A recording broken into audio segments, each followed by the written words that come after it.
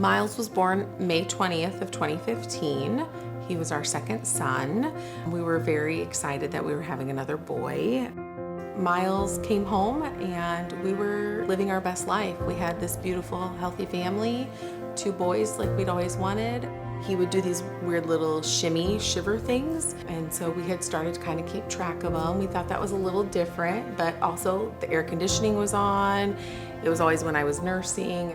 A few days later, we were in Dallas Center at the traditional movie on a Friday night next to the corner cone, and Miles started having a full, what they would consider like a grand mal tonic-clonic seizure. January of 2020 hit, and we noticed, you know what, Miles just wasn't getting better. The reality is we knew from a very young age that Miles was going to pass away young, and that we would absolutely be bearing a child and living a majority of our life without him.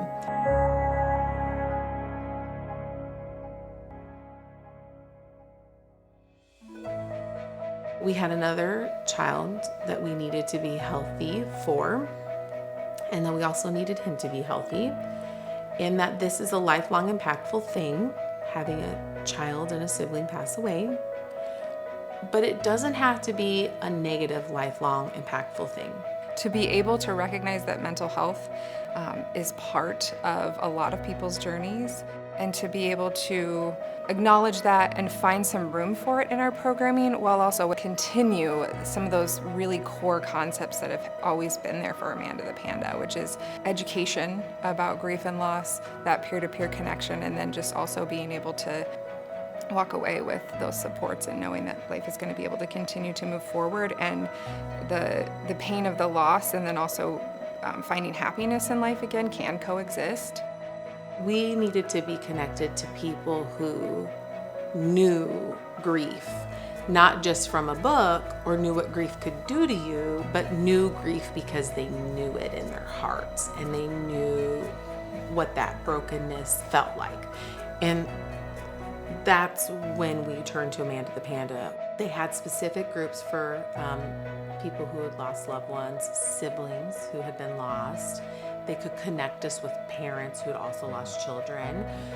There was good connection to what that heartbrokenness felt like. So we have our good days and we have some not so great days. And one of the things that kind of EveryStep and Amanda Panda has helped us realize is that, you know what, it's okay.